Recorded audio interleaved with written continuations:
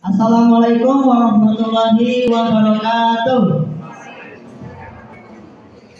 Selamat pagi Bapak-bapak, Ibu dan adik-adik sekalian. Pada kesempatan kali ini mohon waktunya sebentar, sekitar 15 menit ya. Sambil menunggu pelayanan, sambil mendengarkan, kita akan melakukan pemberian penyuluhan kesehatan ya. Mohon waktunya 15 menit. Perkenalkan, kami dari Rumah Sakit Umum Purwobodo akan melakukan penyuluhan kesehatan tentang demam berdarah atau DBD. Nanti sebelumnya saya perkenalkan, nama saya Wahyudi Chandra dan rekan-rekan saya ada Mas Karisma Data, Ibu Rio Wahyuni, Mas Imam Siswantoro, Ibu Anis Widyastuti dan Mbak Amri ya. Pada kesempatan kali ini, Bismillahirrahmanirrahim. Alhamdulillah, puji syukur marilah kita panjatkan kehadirat Allah Subhanahu wa Ta'ala yang telah memberikan kita kesempatan kesehatan sehingga kita mampu melakukan aktivitas sehari-hari tanpa suatu halangan apapun. Salawat serta salam marilah kita curahkan kepada junjungan Nabi kita Nabi Muhammad Sallallahu Alaihi Wasallam yang nantinya semoga kita termasuk umatnya yang mendapat syafaatnya di yaumul akhir. Amin Allahumma amin.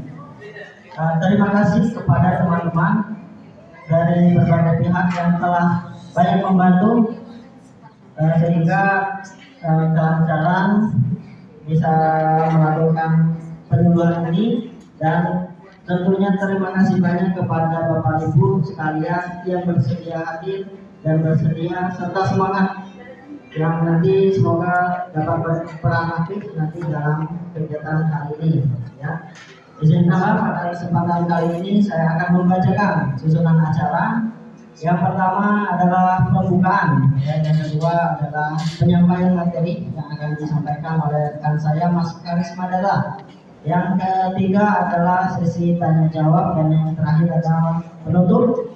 Sebelum kita memulai pada acara kali ini, kita membaca basmalah bersama-sama. Bismillahirrahmanirrahim. Semoga kegiatan kita berjalan dengan lancar. Semoga apa yang kita dapatkan nanti dapat bermanfaat tentunya untuk kita pribadi serta untuk lingkungan ya. Pada kesempatan kali ini, sesi yang kedua, saya serahkan kepada Mas Karisma Data untuk menyampaikan materi. Nanti mohon didengarkan kepada bapak-bapak dan ibu-ibu. Selanjutnya kepada Mas Karisma Data saya persilahkan. Bismillahirrahmanirrahim. Assalamualaikum warahmatullahi wabarakatuh. Bagaimana kabarnya bapak-bapak, ibu-ibu, sehat semua? Alhamdulillah, semoga senantiasa diberikan kesehatan. Baik, di sini perkenalan dulu, nama saya adalah Karisma Data. Ya, saya bertugas di rumah sakit ini.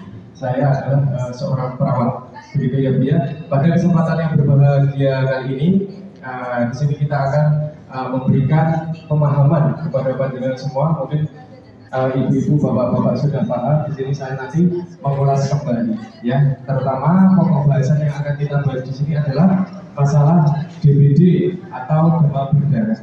Seperti itu. Mungkin bapak-bapak, ibu-ibu ada yang tahu demam berdarah itu apa? Bisa tunjuk jari? Ada yang tahu penyakit demam berdarah itu apa?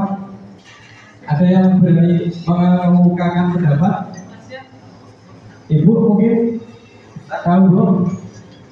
Belum tahu. Yang di belakang Mas yang pakai topi belum. Baik, di sini kita mengulas atau belajar bersama-sama. Yang pertama adalah demam berdarah, ya. Baik, demam berdarah itu adalah identik dengan nyamuk, begitu ya. Artinya di sini adalah penyakit yang disebabkan oleh virus dengue atau ditularkan nyamuk kepada manusia, ya, melalui gigitan tentunya Aedes aegypti dan Aedes albopictus. Itu adalah jenis nyamuk seperti itu. Itu jenis nyamuk yang sengatan kepada manusia sehingga menularkan virus. Ya, itu yang perlu digarisbawahi. Kemudian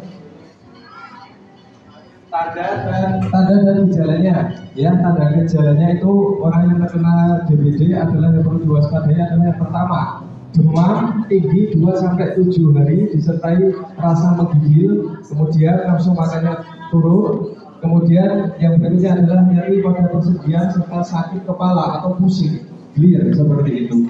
Yang berikutnya adalah yang kedua adalah perdarahan di bawah kulit berupa bintik-bintik merah pada kulit. Kemudian keluar darah dari hidung atau mimisan.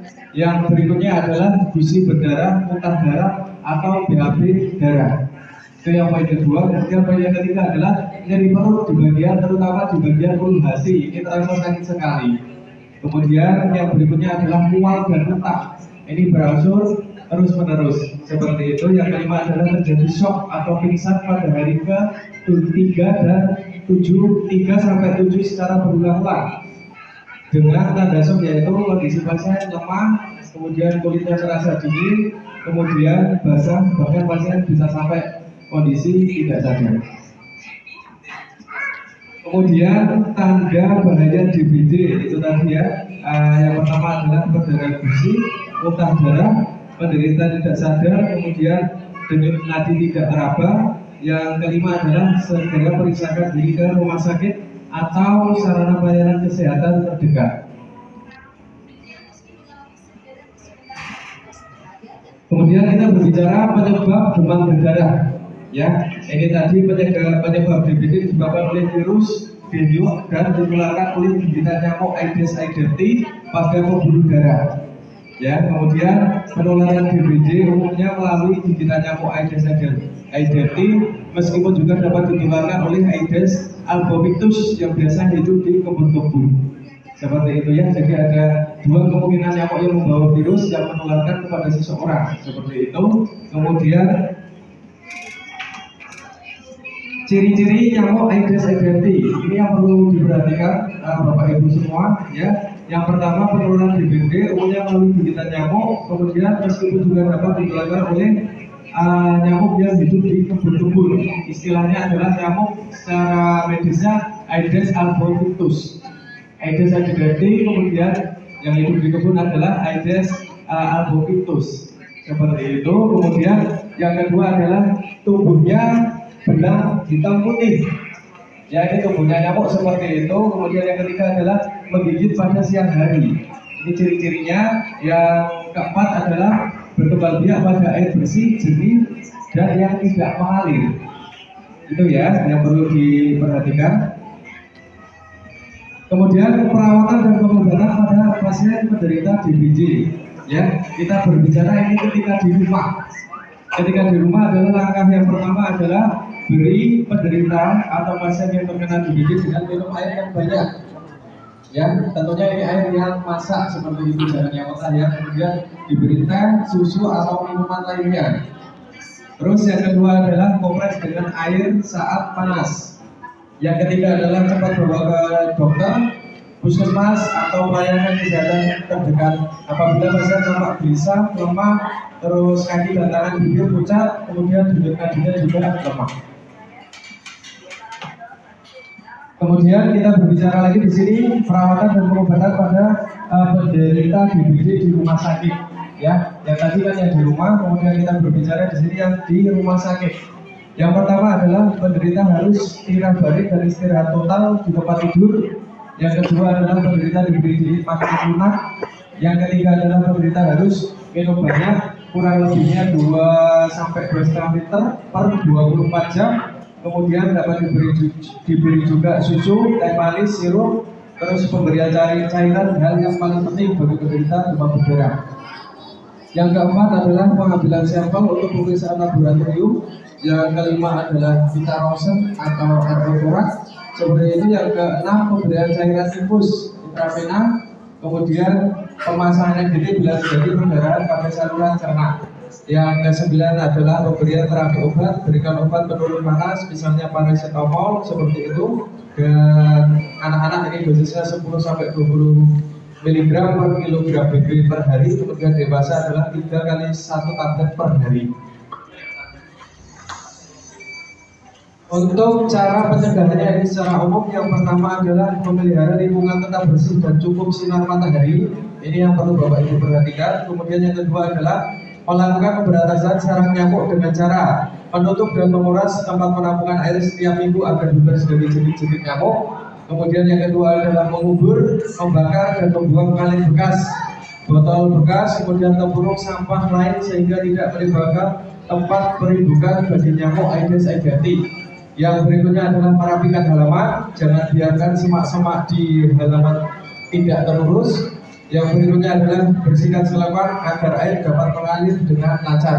Yang berikutnya adalah tidak memberikan kain atau baju secara bergelantungan di rumah. Yang terakhir adalah melakukan penyemprotan nyamuk bila memang diperlukan.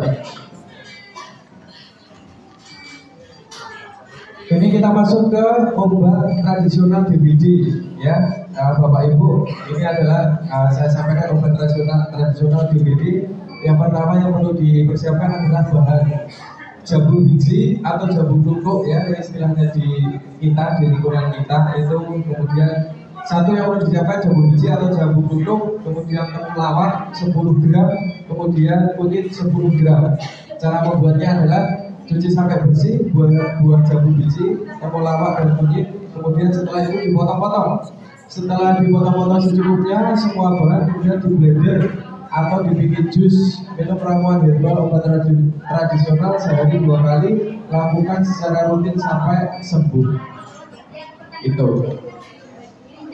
Baik, demikian Bapak Ibu apa yang dapat saya sampaikan mengenai fokus topik bahasan kita adalah demam berdarah.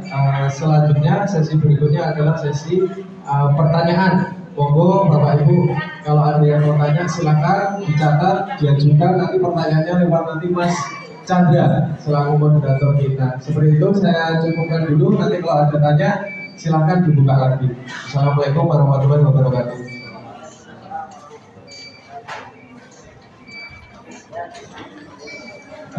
Ya, terima kasih untuk Mas Data yang telah menyampaikan materi. Bagaimana Ibu-Ibu?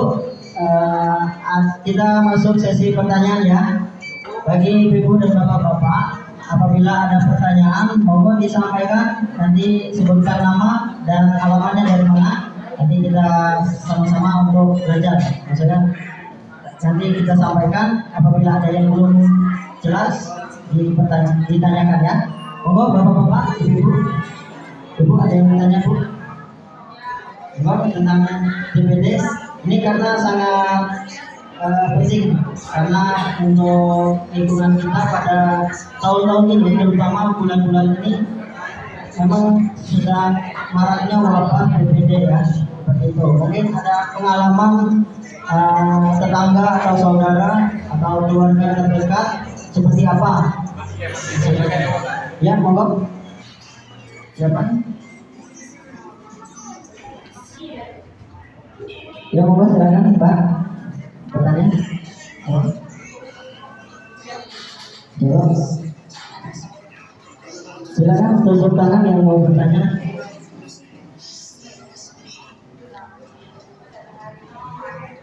Saya ulangi lagi tadi untuk DBD ya, itu ada penyebabnya itu adalah nyamuk ya.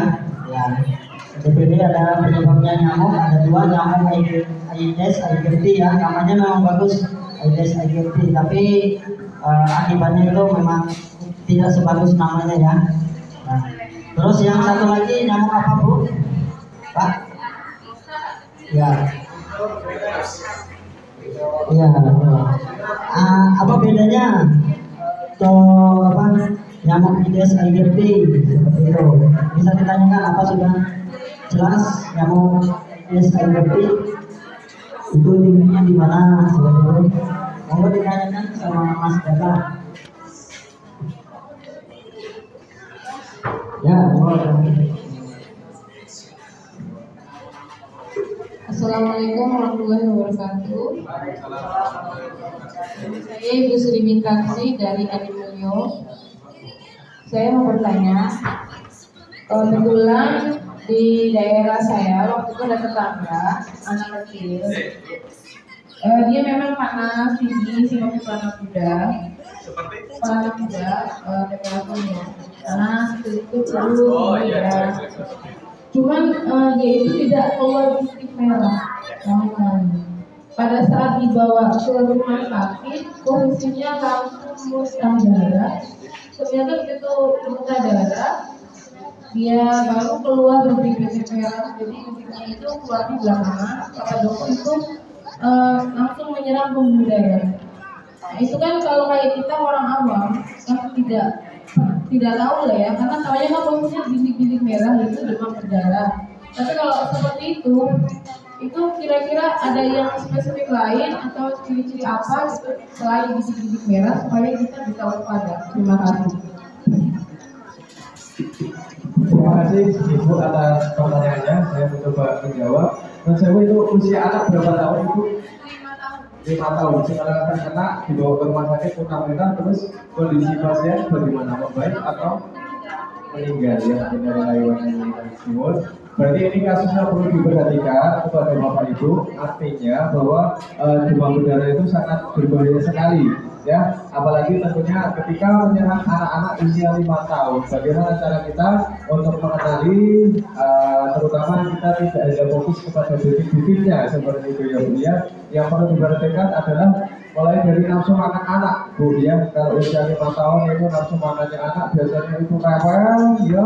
Kalau malam itu menggigit terus karena seperti itu, karena nyamuk itu menggigit kayak gitu itu menyebabkan virus. Ya, kemudian setelah ciri-ciri itu, kemudian nafsu makannya juga tidak teratur, muntah, anak rewel seperti itu, alangkah baiknya itu segera dibawa ke rumah sakit atau pelayanan kesehatan. Ya, tentunya tadi yang saya sampaikan perlu dilakukan pemeriksaan laboratorium untuk mengidentifikasi ya racun atau virusnya itu sudah sejauh mana menyebar ke seluruh tubuhnya. Memang kalau kita diperhatikan hal seperti ini adalah fatal.